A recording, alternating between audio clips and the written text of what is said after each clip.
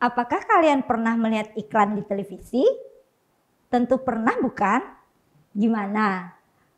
Kalau itu berupa makanan, rasanya mau langsung dinikmati kan? Nah, kalau itu berupa barang, pasti mau cepat-cepat dibeli. Terkadang barang yang tidak terlalu penting bisa kita beli hanya karena pengaruh sebuah iklan loh. Kok bisa ya? Mari kita cari tahu.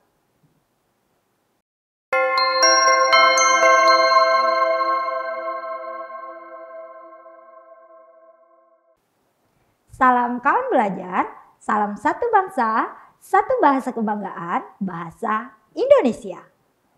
Halo kawan belajar, bagaimana kabarnya hari ini? Semoga dalam keadaan sehat ya. Dan tentunya selalu bersemangat belajar di portal Kawan Belajar. Pada pembelajaran kali ini, Kak Norvia akan membersamai kalian mengupas materi tentang iklan. Materi ini disajikan pada mata pelajaran Bahasa Indonesia kelas 8 semester ganjil. Adapun tujuan pembelajarannya yaitu pertama, menjelaskan pengertian iklan, kedua, mengidentifikasi jenis iklan.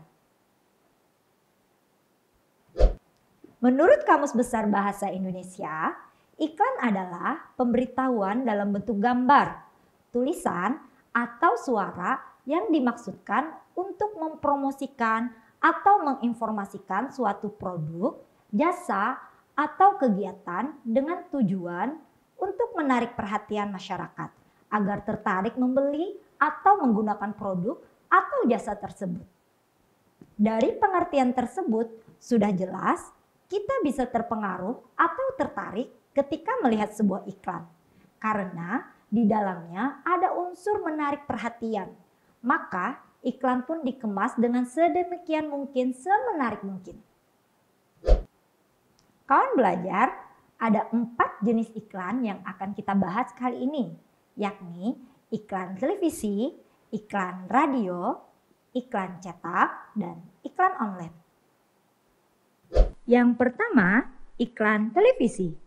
Iklan jenis ini disiarkan melalui saluran televisi dengan menggunakan audio, visual, dan narasi untuk menarik perhatian pemirsa. Iklan jenis ini cocok untuk mencapai audiens yang luas dengan pesan yang kuat dan emosional. Yang kedua, iklan radio. Jenis iklan ini disiarkan melalui stasiun radio. Jenis iklan ini mengandalkan audio untuk menyampaikan pesan tanpa dukungan visual. Biasanya lebih terjangkau dan efektif untuk target audiens yang spesifik. Yang ketiga, iklan cetak. Iklan jenis ini ditempatkan di media cetak seperti surat kabar, majalah, brosur, atau poster. Menggunakan teks dan gambar untuk menyampaikan pesan kepada pembaca. Cocok untuk target audiens yang tertentu dan untuk kampanye dengan budget yang terbatas. Yang keempat, iklan online. Iklan yang ditayangkan di internet melalui berbagai media seperti website, media sosial, dan aplikasi. Seperti display, video, sponsor konten, dan lain-lain. Menargetkan secara spesifik berdasarkan perilaku online penggunanya. Nah kawan belajar, itu tadi 4 jenis iklan yang biasa kita temui di kegiatan kita sehari-hari. Yang secara tidak langsung iklan tersebut sangat berperan dalam mempengaruhi pola pikir dan gaya hidup masyarakat. Kawan belajar, lalu apa untungnya mempromosikan atau menayangkan iklan bagi stasiun televisi, radio, media cetak, dan internet? Yang pertama, sebagai sumber pendapatan.